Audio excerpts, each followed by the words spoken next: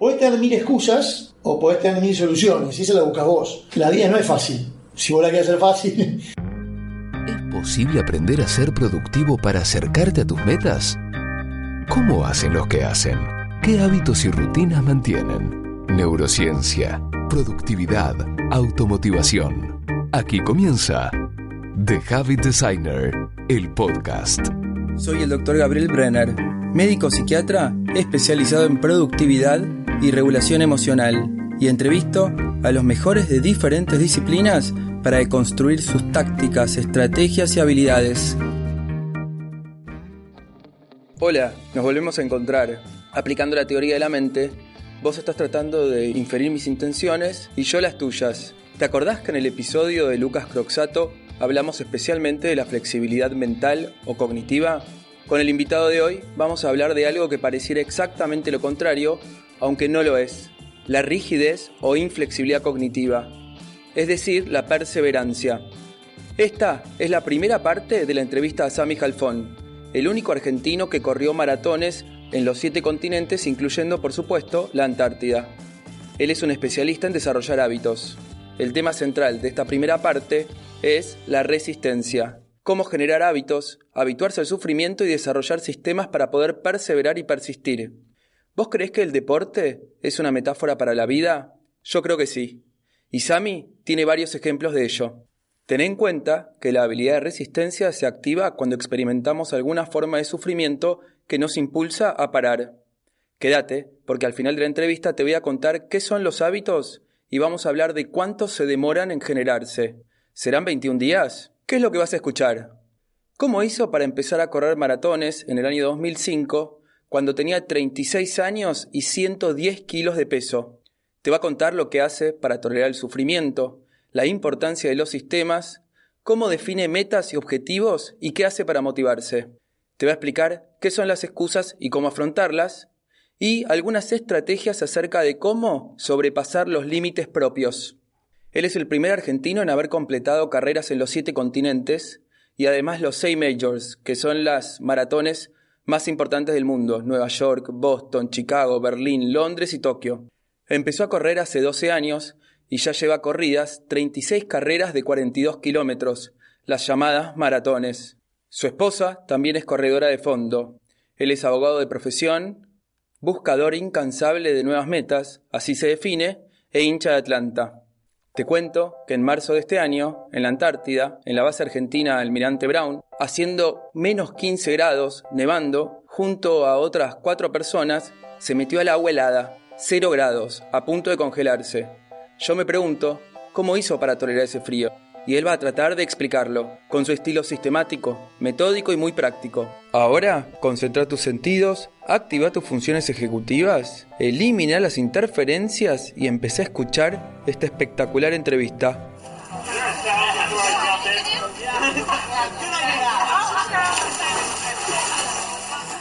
¿Qué es eso? ¿Qué pasó ahí? Bueno, en ese posteo hay un video mío tirándome al agua. La base Almirante Brown es una de las tantas bases que hay en la Antártida, no solamente Argentina, esta es Argentina, pero hay de muchos países. Ese día nos tocó ahí. Primero hicimos como una excursión en kayak, que también tuvo su particularidad porque nos cruzamos con ballenas que pasaban por abajo nuestro. Cuando terminamos esa parte, es como que hacíamos base en un pequeño puerto que hay en la base del Almirante Brown. Y nos habían dicho que en ese lugar nos iban a dejar meter al agua. Ajá. Y yo solía participar en un grupo que se llama NAF, que son nadadores de agua fría sin traje. Sí. Que suelen nadar en aguas a muy baja temperatura. Generalmente en invierno vamos acá a un lugar que se llama Laguna del Rocío. Muchos de ellos pudieron tener la experiencia de ir a la Ushuaia varias veces. Y normalmente el agua del mar, cuando uno dice que está fría, ¿cuánto está 15, 16 grados. Eso es cuando se dice que está fría. O está helada. O sea, cuando uno dice está helada.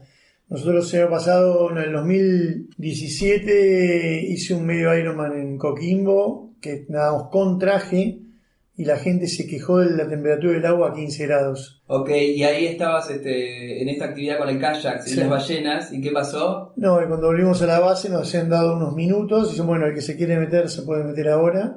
La experiencia en sí fue, yo ya iba preparado mentalmente para eso y me había puesto la malla, Sí. porque sabía que no iba a tener otra chance de tener contacto con el agua en esa manera. Ahora me vas a contar cómo es prepararse mentalmente para eso. Sí, Yo sí. no me imagino cómo uno podría... Es aceptar un poco la realidad que uno circunda, no es estar en contra de esa realidad, sino absorberla como posible, como propia.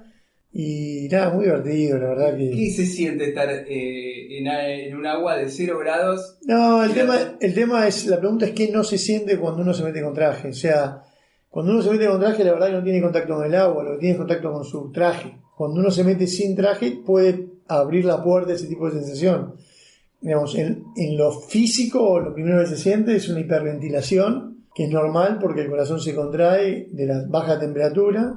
Entonces, O sea, se acelera la respiración. es la misma sensación que en altura. Y cuando te metiste ahí, yo no te creo, pero te voy a tener que creer Sí. que hayas sentido placer. Sí, sí. En verdad, a ver, en ese lugar la experiencia fue tan corta que era algo soñado, entrar a esa temperatura del agua. Es muy difícil de conseguir porque cuando la temperatura tiene menos de 1 grado, el agua se congela. Con lo cual 0 grados en el agua es la mínima posible. No hay menos que eso. Sí. Esto es como decir, bueno, tipo, voy a aspiro a lo máximo, y una de las razones de ese viaje a la Antártida no fue solamente correr la maratón, sino conocer el continente, que es tremendo, y sabía de esta cuestión. Yo en el video explicativo había visto que se tiraban del barco. Esta vez lo habían sacado y se tiraban Ahí en la orilla. en la orilla, en un lugar que me pareció también respetable. Entonces fue una de las experiencias que yo fui a buscar, con lo cual no tuve ninguna duda de que iba a meter, y ese poquito tiempo que estuve lo disfruté. ¿Sentís algún tipo de dolor en ese momento? No, en general, en algunos momentos puedes ya sentir, cuando estás un poquito de tiempo en una situación de mucho frío, sentís como pinchazos en el cuerpo que son preocupantes en cuanto al tiempo. Vos podés estar un tiempo determinado según la temperatura. Si no empezás a entrar en una situación, el corazón tiene una temperatura propia, independientemente de la temperatura externa. Nosotros decimos... Es un hecho eso. Sí, es un hecho médico. Nosotros decimos que tenemos temperatura alta cuando estamos arriba de 36, 36 y medio. Pero el corazón tiene una temperatura autónoma. Con el corazón, vos lo que no tenés que dejar es que esté por debajo de 32 grados la temperatura del corazón. Del corazón. Porque si esa temperatura está abajo de 32, tenés un problema sistémico. Te va a llevar a una situación mala. Ok. Entonces, para que eso no pase, no puedes estar más de un tiempo determinado en relación a la temperatura del agua, y aparte tenés que cuidarte mucho en cuanto a los ingresos de agua a tu cuerpo, que acá, como yo sabía que era un tirar ni salir, no lo hice, pero lo normal es ponerse tapones, doble gorra. Tomar algunas medidas. Sí, algunas medidas de precaución. ¿Y cómo llegaste a hacer esta carrera de maratonista, triatlonista, ultramaratonista? Bueno, a ver, la historia es un poco más larga, o sea, y ahí eso ya, bueno, no tiene nada que ver con lo que íbamos hablando, pero lo que más hice fue remo, y ahí remos es según cuál es la característica que haces. Single, doble, cuádruple, 8. A mí, yo hacía generalmente en single.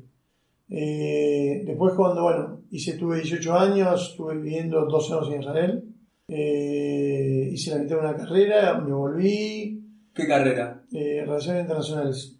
No hacía deporte, volví y después, yo estaba de novio, me puse de novio muy joven. O sea, hiciste muchísimo deporte en tu infancia y adolescencia y... Hasta los 18 años. Y después te fuiste ahí a vivir a Israel y ahí corté todo y volví 2 años después. Yo estaba de novio con la persona que hoy estoy mi esposa. O sea, yo me puse de novio muy joven, a los 17. Cuando volví me puse de novio, empecé a trabajar, lo que hace casi todo el mundo. Empecé a estudiar un poco más de grande y dejé pasar mucho tiempo sin hacer deporte hasta que en el 2005, o sea, yo tenía 36 años, con 110 kilos de peso, volví al club. Desde los 18 hasta los 35. Hasta los 35. Prácticamente no hice nada. En el 2005 volví. La verdad que al principio estaba mucho con mi hija, que recién había nacido en el 2004. Tengo 2 hijos. El varón nació en el 99, la nena en el 2004. Ajá. En ese momento todavía no sabíamos, pero sabíamos que había algo que no estaba del todo regular con la nena. Entonces yo estaba mucho con la nena. Después con el tiempo se fue revelando que la nena tiene un retraso importante. Así que bueno, estaba mucho con ella en el club. Y en el 2007, yo según te vivía en Belgrano, tenía un vecino que iba al club y vi que tuvo una transformación física importante en muy poco tiempo. ¿En el club te encontraste? No, era un vecino de donde yo vivía, pero iba al club. Ah. Y en Belgrano. Y dije, bueno, a ver, vamos a intentar, era en la semana, martes y jueves se reunían en Palermo.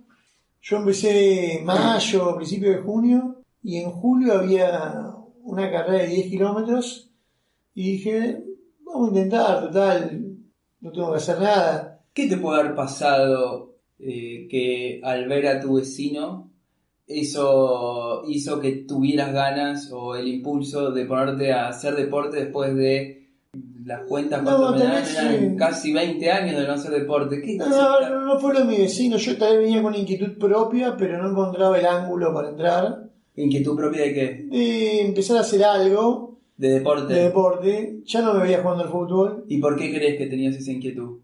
Porque en verdad siempre tuve una inclinación al deporte. Esto voy a contar, es medio ridículo, pero... Dale, me gustan las cosas ridículas. La verdad tiene algún punto de contacto con esto. Yo de chico tuve mucho tiempo aparatos en la boca. Bueno. Hasta los 13 años, pero tuve... Me parece que no tiene nada que ver, pero te dejo. No, pero tiene mucho que ver. Entonces tuve mucho tiempo yendo al dentista y me tuvieron que sacar 4 muelas para hacer lugar en la boca. Y era una cuestión que a mí no me gustaba, ¿tá? Entonces, cuando yo estaba ante una situación de dolor, sacarme una muela, automáticamente lo que hacía era pellizcarme la mano. ¿Por qué me pellizcaba la mano? ¿Sabes que yo lo hago eso? Pero a ver, contame por qué. Porque yo buscaba distraer el dolor original con un dolor ajeno, con otra cuestión. Entonces, era como que yo entendía que tenía que generar algo que me saque de lo que realmente me iba a doler, que era que me saquen la muela. Y esto es como que llegó un momento que me focalizaba en este dolor, por más que no era tanto, el dolor de pellizcarme la mano, y me olvidaba de aquello. En mi vida, personal hice algo muy parecido en varias ocasiones. En algún momento tuve una situación económica personal. Pero te interrumpo, ¿sabes que eso tiene un fundamento fisiológico?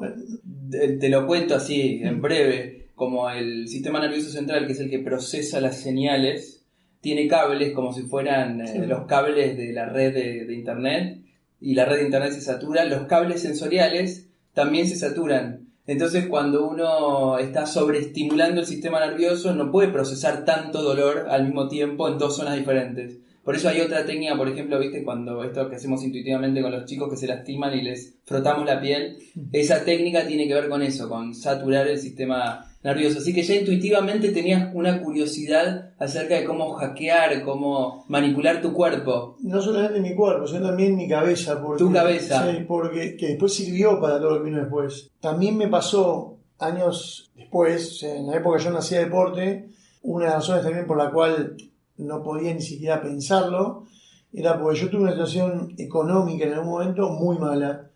Curiosamente fue el momento en que el cual yo me dediqué más en aquel momento a colaborar en lo que es una asociación civil como es un club, y en parte lo hacía para abstraerme de esa otra circunstancia. Volviendo a la pregunta original de por qué empecé a correr, en algún punto yo sentía ese momento en el cual yo estaba un poco más equilibrado de lo económico y estaba en algún punto como muy esquematizado. Yo venía de estudiar una carrera, venía de mucho trabajo, de mucho tiempo. Dije, quiero en algún punto encontrar un punto en el cual corte toda esta cuestión y me pueda focalizar también en un segundo punto de interés en mi vida, que podría haber sido este o cualquier otro, o varios más. Y entendí que cuando yo le ponía una actividad o una inclinación distinta, podía en algún punto abstraerme de aquello otro, que en verdad uno lo hace, tiene que entender que su trabajo no lo hace como un fin en sí mismo, sino como un medio para otra cosa. Y ese medio para qué otra cosa no estaba claro en mi vida. Era como que trabajaba, mantenía a mi familia, que puede ser un fin, pero también al mismo tiempo en lo personal no encontraba no le encontraba la vuelta. ¿Y vos crees que es necesario encontrarle la vuelta Siempre. o tener un fin? Sí, siempre. Siempre, y no solamente eso, sino que el fin o el objetivo que uno busca lo tiene que tener como una especie de motor para poder ponerse el objetivo. ¿Y cómo definís objetivos? Primero definime qué es un objetivo para vos. Un objetivo es un lugar donde uno quiere llegar. ¿Tá? Así de simple. Es así de simple. Donde uno quiere llegar, razones hay miles. Pueden ser cualquiera. Todas son válidas. Porque la que es válida para uno puede no ser válida para otro, pero para esa persona, esa razón es la que le pone en movimiento. Y eso lo uso a rajatabla en todo lo que hago deporte. Cuando llego ahí, inmediatamente tengo que buscar otro objetivo. Si no lo pongo enseguida, en ese lugar vos te quedás. Yo conozco mucha gente, pero mucha, que dice, yo quiero correr la maratón de Nueva York. Corre la maratón de Nueva York y terminó su vida deportiva. Como si fuera un objetivo en sí mismo. Digo, no lo cuestiono. Lo que digo es, si vos me decís, querés correr la maratón de Nueva York para después dedicarte, por ejemplo, a pescar ranas en el sur, me parece válido. Pero correr la maratón de Nueva York, llegar, correrla y después no hacer nada más, me parece como que la vida termina en eso. O sea, la vida es una, en verdad la vida para mí sí. es una suma de experiencias. El día que me muera, el último momento, quiero recordar todo lo que hice. ¿Y de dónde aprendiste esa filosofía? Lo fui aprendiendo cuando lo fui viviendo. O sea, cuando vos tenés experiencias que fuiste viviendo, tenés una vida. Cuando vos estás, la experiencia tuya es ir y vuelta de tu casa al trabajo, hay algo que está funcionando mal. De eso no tengo duda. Porque nadie puede estar satisfecho con eso. Lo más normal es que nos pase que nos proponemos hacer actividad física o cualquier cosa nueva y tengamos un montón de motivos para empezar y dejar o para no empezar. Que no tengo tiempo, que estoy gordo, sí, que tengo que ir al médico antes. Siempre hay un montón de motivos. No es tan fácil lo que vos decís. No, entiendo lo que me decís, pero tal vez yo en algún punto tengo alguna cierta particularidad, hasta te diría obsesiva compulsiva, en cuanto a agarrarme un sistema y seguir. Pero a mí me ha dado resultados, o sea... pero a los 37 años en ese proceso, por ahí me podés decir algo nuevo que hiciste en los últimos años, pero vos decís que seguramente cuando empezaste en ese momento ya habías empezado a pensar en un sistema para ir a correr. No, la palabra sistema yo la incluyo en mi vida en general. Para cualquier cosa que vos hagas, algún sistema tenés que tener. Y la vida también tiene sistemas, porque si vos me decís, hoy me levanto, voy a correr una maratón, pero no me sistematizo el entrenamiento de alguna manera, la única forma de tener esa maratón es cortando camino, porque no hay forma de hacerlo. Entonces, lo que vos tenés que hacer, en algún punto, es buscar o lo que yo hago. Pero antes, te paro ahí. Sí. Digo, voy a ir a correr, no hace 3 años, hace 10 años que no corro. Sí. El primer día que me dispongo a ir a correr, ya tengo que tener algo pensado en un sistema. No, ese día fui y dije, a ver, ¿qué es esto? Fui y miré y dije, me gusta. La verdad, había gente macanuda, el ámbito social. ¿El primer día habrá sido un grupo? Sí. El primer día fuiste un grupo. Siempre fui un grupo. También eso ayuda. Sí. Sí, porque como uno tiene objetivos en grupo, sociabiliza. Yo empiezo en mayo-junio de 2007 y me hice que una carrera de 10 kilómetros en muy poco tiempo. Y la verdad es que hoy hablar de 10 kilómetros es un chiste, pero en aquel momento era algo absolutamente inimaginable. O sea, hablar de 100 cuadras era cosa. Y tardé, me acuerdo, como 1 hora, un poco más. Y dije, me gustó. Y me contaron que al poco tiempo, en agosto del 2017, me acuerdo, hubo un 15K de Adidas, se corría en Puerto Madero. Y dije, a ver, y después ya comentaban que había una media maratón en septiembre. Y dije, a ver, vamos a hacer una cosa, voy a correr los 15, y si corro en menos de 1 hora y media, que ahí ya había un objetivo, que no había en la primera. Bueno, la primera sí había un objetivo que era terminarla. Sí, pero no era un objetivo matemático, digamos. Entonces cuando voy a la segunda, digo, bueno, si corro en menos de 1 hora y media, me voy a animar a correr la media. Hiciste más preciso el objetivo ahí. Sí. Hice 1 hora 24. Dije, qué bueno esto, se puede, ¿no? Entonces dije, voy a correr la media maratón en septiembre. Fue el 21 de septiembre de 2017. Todos los días hacía frío y ese día hizo 30 grados de calor. No había agua. Yo dije, y yo había dicho, una locura total. Si corría en menos de 2 horas, que no sé por qué ya esos números se me ocurrían a mí, voy a correr la maratón en noviembre. Había empezado a correr 2 meses antes. Y la maratón era el 4 de noviembre, creo, o el 7. Sí, ya me perdí la fecha, pero eran 2 meses antes habías empezado a correr. Sí, en mayo, junio, y corrí julio a los 10, agosto a los 15, septiembre a los 21. Y voy a correr y ese día hizo un calor tremendo, no se podía correr. Hice 2 horas 12. Dije, no, yo no puedo correr una maratón. Ni loco, o sea, decía, si me puede correr media maratón, terminé así, no hay forma en la... ¿Cómo terminaste? Muerto, o sea, no, 2 horas 2, cansado. ¿Con dolores? No, pero estaba como con mucha sed, agobiado, deprimido, o sea, no olvidó porque le había pasado mal, o sea, no... Había sido un día muy extraño, en la mitad de septiembre, de día de frío, pero un día de mucho calor, y me acuerdo de la carrera terminaba en Plaza de Mayo. Y yo el coche lo dejaba en Florida corriendo. Claro, 30 grados en plena ciudad con el asfalto. Horrible. Fuera de costumbre porque venían días fríos. Entonces me voy caminando con este pibe que me había conocido, que fuimos juntos. Fuimos caminando por Florida y yo diciéndole, es imposible que yo corra la maratón. Nunca más me saco de la cabeza. Llegué a Corrientes, había caminado 4 cuadras y lo llamo al entrenador. Le digo, discúlpame, si preparamos a conciencia, ¿llegamos a terminar la maratón? O sea, fue así, o sea, fue 4 cuadras lamentarme, llegar y decir, yo puedo. Vamos a intentarlo, total, no pierdo nada. Y me dijo, mirá, estamos muy justos, me dice, si le metemos mucho entrenamiento, yo estaba... ¿Pero qué pueden haber pasado en esas 4 cuadras conociéndote? Me saqué toda la negatividad de eso, de esa carrera, y me quedé con el objetivo. Debes haber tomado bastante líquido también, ¿no? No, me saqué todo lo malo de esa carrera y me quedé con el objetivo que estaba en la cabeza dando vuelta. Pues dije, si corro 2 horas hago la maratón, no haberlo podido hacer me quedó como inconcluso. Yo lo que no me imaginaba era estar tanto tiempo corriendo. O sea, tanto tiempo haciendo una actividad. Como que era mucho, digo. Uno dice, bueno, que sea una actividad en un tiempo acotado. Le escribí y me dijo, mirá, no es lo normal, me dice, pero... Si querés intentarlo, entrenando 5 o 6 veces por semana. Y hablando de 5 veces por semana, ¿cómo se hace para organizarse teniendo una familia y un trabajo para entrenar como tenés que entrenar? La pregunta no es cómo te organizás, sino para qué te sirve. Porque el tiempo lo tienen todos. La pregunta es cuánto un elemento... ¿Cómo que más... el tiempo lo tienen? ¿Cómo el tiempo lo tiene? El tiempo lo tiene todo el mundo. O sea, eso se lo discuto a cualquier persona en cualquier circunstancia. Nadie trabaja 18 horas por día. La gente pero yo tengo que laburar, tengo que terminar el consultorio, te hago el abogado del diablo acá, ¿no? Ya, los pacientes vienen tarde, sí. A la mañana tengo que organizar temas administrativos. Bueno, yo te voy a hacer y además para hacer vos, si corro 1 hora es 1 hora más de prepararme y media hora, entre prepararme y terminar es 1 hora, 2 horas. Todas excusas.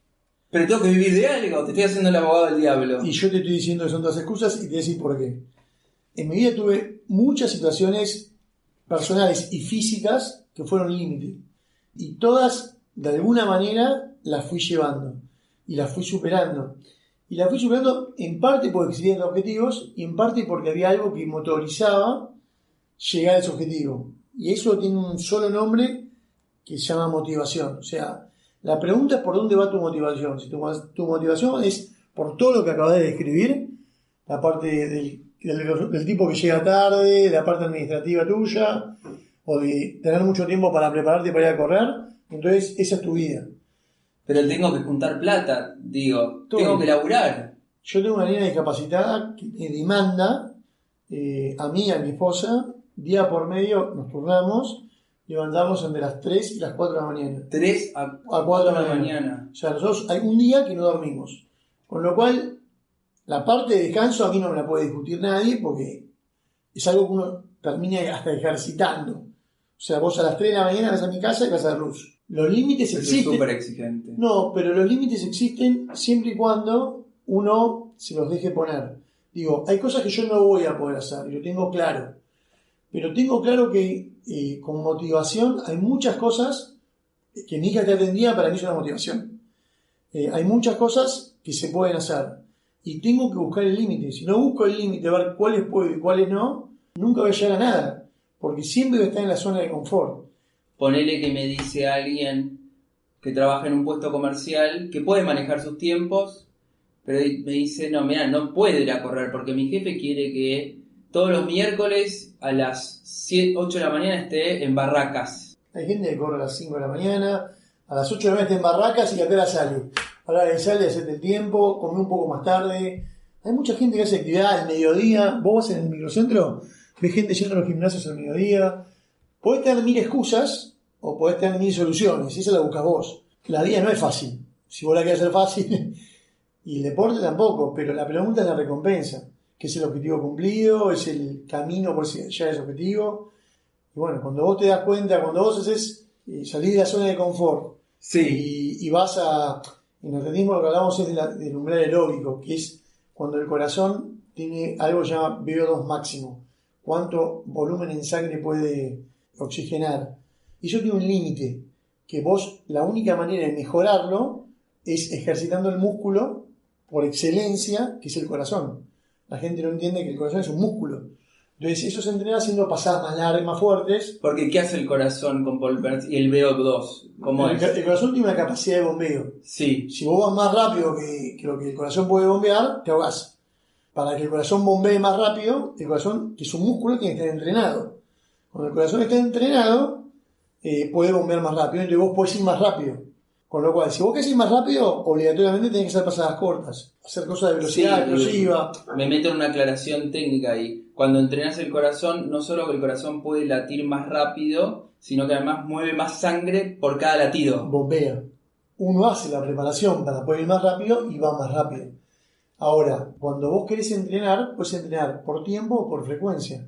Y podés entrenar, te hice toda esta explicación para llegar a este punto. A ver. Con respecto a la pregunta anterior. Generalmente uno entrena por frecuencia y se exige por arriba una frecuencia, por abajo una frecuencia. Cuando estás por arriba, estás fuera de la zona de confort. Bueno, en la vida es lo mismo. Si vos te querés quedar en la zona de confort, ir siempre a 130 pulsaciones, no hay problema. Pero a veces tenés que ir a 170. Si no, no podés pasar esa línea, ese umbral aeróbico, ese límite, que es el umbral aeróbico, en la vida se llama límite. Si vos tu límite es tengo que ir a trabajar, tenés que ir por arriba de eso. ¿Cómo le puedes explicar a alguien que dice, estoy tratando de pasar ese límite pero no aguanto? ¿Cómo le explicarías que siga? Tenés que seguir hasta donde aguantes. Y la próxima vez vas a hacer un poquito más. Y después un poquito más, y después un poquito más. ¿Y cómo te das cuenta? Y te das cuenta porque lo vas intentando, una cosa una vez atrás de otra. Pero ¿cómo sabes o cuáles son los indicadores de que llegaste a tu límite? No hay indicador. El indicador es el resultado. En lo deportivo yo tuve, como todos, una curva de Gauss. Fui más rápido, ahora voy más lento.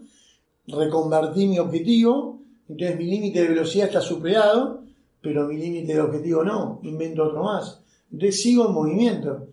Cuando yo empecé a entrenar, mi entrenador y toda la gente que corría conmigo me decía de correr maratón se corría una por año.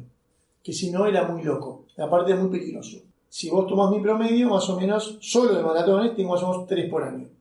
Tuve años que corrí 5, otros que corrí 2, pero el promedio es 3. Ahora, ¿cómo pude violentar ese límite fáctico que me ponía la gente que tenía alrededor? Ese límite fáctico lo pude violentar aprendiendo de otra gente que ya lo había violentado.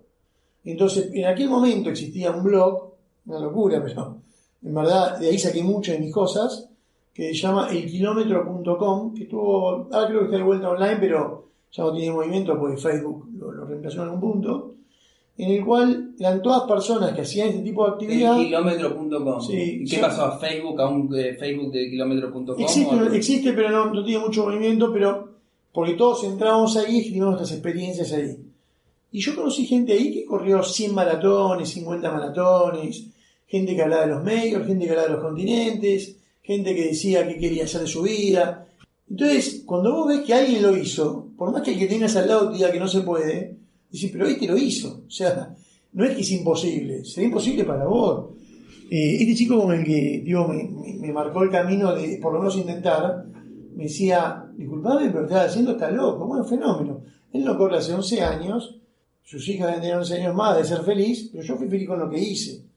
Y él dejó de correr, o sea, no, muy rápidamente. ¿Y tenés algún tipo de autodiálogo que te haces programado para cuando estás llegando al límite? No, lo que sí tenemos en el lado de frío, a veces cuando estamos mucho tiempo, especialmente en invierno, vamos haciendo cuentas a ver si la cuenta nos da bien. Porque cuando uno empieza a dudar en los números en cuentas simples, algo está mal. ¿Qué es una cuenta simple? 2 más 2. ¿Puede ser que empieces a dudar en un 2 más 2? Me puedo quedar pensando, pero eso sería agua fría. Pero si me quedo pensando, algo está mal. Entonces...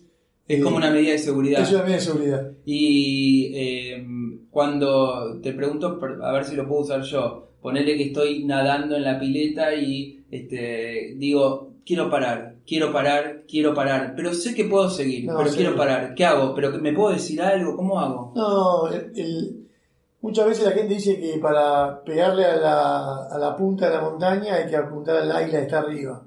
O sea, más arriba que la montaña. Tal vez tenés que hacer un objetivo que sea más largo del que vos normalmente puedas cumplir para llegar lo más cerca posible de ese objetivo. Ajá. O sea, como un objetivo de apunte, aunque no llegues a ese objetivo. Vos decís que si me voy a... Si vas a ganar 2.000, ponete 5.000. Y te vas a ganar 2.500. O te vas a ganar 3.500. ¿Y cómo hago para evitar la frustración que significa no haber cumplido ese objetivo? Saber que estás en un proceso. Porque vos no competís con nadie. ¿Qué significa un proceso? En un proceso en el cual disfrutaste de los 3.500 metros, fuiste un poquito más que la última vez, y que eso sigue estando vigente como un objetivo a cumplir. Entonces eso te sigue motorizando a poder llegar. El objetivo incumplido puede ser una frustración o puede seguir siendo un objetivo incumplido. Por lo cual hay que cumplirlo. Yo tengo un objetivo que sé que nunca voy a cumplir. O sea, estoy 98% seguro de no. ¿Cuál es? Pero sigue estando en la cartera. O sea, es correr una carrera que se llama Espartatlón, que es una carrera de 246 kilómetros. La leí, sí. En 36 horas. La verdad que la saqué de ese lugar. ¿Ese es en Grecia? En Grecia, se corre de Esparta a Atenas. De Atenas a Esparta. Y el premio es llegar. ¿De corrido eso? ¿Dormir? Es de corrido, pero vos puedes parar. O sea, pero la realidad es que. ¿Pero hay gente que la hace de corrido? Sí, en general todos lo hacen de corrido, pero van parando a comer. Pero igual. Sin dormir en el medio. Ese es el problema que tengo yo, más que la carrera en sí. ¿Qué? Que no, que conozco gente que casi la pisa un auto. O sea, iba dormido después de 20 horas. O sea, no. Y también se puede alucinar, creo. Sí, bueno, es todas situaciones, pero hay gente que la terminó varias veces. Y gente que no es muy dotada físicamente. Ver, sigue estando ahí. En algún momento trataré de buscarlo y si no, no saldrá. Pero sigue estando ahí, entonces yo sigo pensando que tengo que ir. Con lo cual, no lo veo como una frustración no ir. Lo veo como un objetivo a cumplir. Eso fue todo de la primera parte de la entrevista a Sami. Algunos conceptos que quiero resaltar. Para tolerar el frío o sufrimiento, él dice, hay que aceptar la realidad que circunda, no estar en contra. En la ciencia de la regulación emocional, a eso lo llamamos autorregistro, autoobservación. Te permite aprender de las sensaciones, pensamientos, emociones, en lugar de confrontarlas. Normalmente, lo que tendemos a hacer cuando nos exponemos a una situación desagradable es automáticamente paralizarnos, pensar en irnos o confrontar. Él te propone observar. También hablamos de los incentivos para empezar a correr. Él contó, además de que vio un vecino que había hecho grandes cambios porque había empezado a correr, que en ese momento estaba trabajando mucho y necesitaba otra actividad para poder relajarse. Eso tiene sentido. A veces necesitamos un segundo desafío para distraernos de lo que nos estresa y nos tensiona. Algunas personas necesitamos estímulos más fuertes para poder distraernos y no nos alcanza con actividades relajantes como por ejemplo ver películas, salir a caminar o tener actividades sociales. También mencionó los objetivos, y él dice que los tenés que tener como una especie de motor. Y además dice que si lograste el objetivo, automáticamente para poder seguir tenés que definir otro. Y respecto a las excusas, es una manera de poner foco en los problemas en lugar de las soluciones. Usar una excusa te quita flexibilidad para poder encontrar otras maneras de seguir adelante. Por último, te quería hablar de los hábitos, que finalmente es de lo que estuvimos hablando en toda la conversación, acerca de cómo cambiarlos o generarlos. Un hábito es un comportamiento automático que requiere poca o nula energía física, emocional o mental. La clave para generar un hábito es, escucha bien, simplemente la repetición. Mientras más repitas esa conducta, más probabilidad tenés de generar el hábito, es decir, de automatizar. Por eso, los sistemas son importantes. Los sistemas te obligan a repetir de una manera en particular. Por ejemplo, correr de una manera, en un lugar, con una persona, en un momento particular. La pregunta clave, ¿cuánto se demora en generar un hábito? No es 21 días. Eso es un mito que surgió de un cirujano plástico de la década de los 50, el Dr. Maltz, a partir de ver un patrón en sus pacientes. Te dejo el link para que tengas la explicación completa. Lo que tenés que saber es que el tiempo es variable, depende del número de repeticiones a lo largo del tiempo y la cantidad de pasos que requiere ese hábito. Mientras más pasos, más te va a llevar desarrollar el hábito. Por ejemplo, si salís a caminar 3 veces por semana, quizás te lleve 4 semanas hacer el hábito de que tu cuerpo o tu mente te pida salir a caminar. En cambio, si caminás 1 vez por semana, quizás te lleve 24 semanas. Te sugiero elegir una acción simple que querés transformar en hábito y agendar esa conducta para asegurar que la repitas al menos 1 vez por unidad de tiempo, por ejemplo, 1 vez por semana. Cuando yo quise hacerme el hábito de empezar a nadar, nunca me gustó nadar y siempre lo evitaba, me agendé ir a nadar todos los jueves, sí o sí, aunque tenía pileta libre y bastante accesibilidad, porque de esa manera era la forma en la que yo me iba a asegurar repetir ese hábito al menos 1 vez por semana. Si iba otra vez, era un extra. Eso fue todo por hoy. En la segunda parte, Sami te va a hablar de qué autodiálogos usa, cómo define sus objetivos, qué es un proceso y mucho más. Estás contando lo de la Antártida, que te tuviste que tomar un barco en donde había 90 corredores en cada barco. Sí. Me dijiste que estuviste en el barco ¿cuánto tiempo? 11 noches. 11 noches. Sí, todos hablando en inglés, con lo cual la experiencia fue completa para mí. Nos quedamos con un grupo de WhatsApp con 20 personas de todo el mundo. Un campamento para adultos, digamos. Si te gustó, te sirvió o disfrutaste de la entrevista, por favor, acordate de hacerme comentarios en la web, recomendarme a algún amigo o dejar tu opinión en la plataforma de podcast preferida. Muchas gracias, nos vemos la próxima. Gracias por habernos escuchado. Este podcast fue producido por Gabriel Brenner y Leto Dugatkin. Podés contratar a Gabriel para charlas inspiracionales, workshops o sesiones de coaching personalizadas. Visita su web, gabrielbrenner.com, donde vas a encontrar más información acerca de cada una de las entrevistas y artículos. Suscríbete para no perderte ninguna novedad.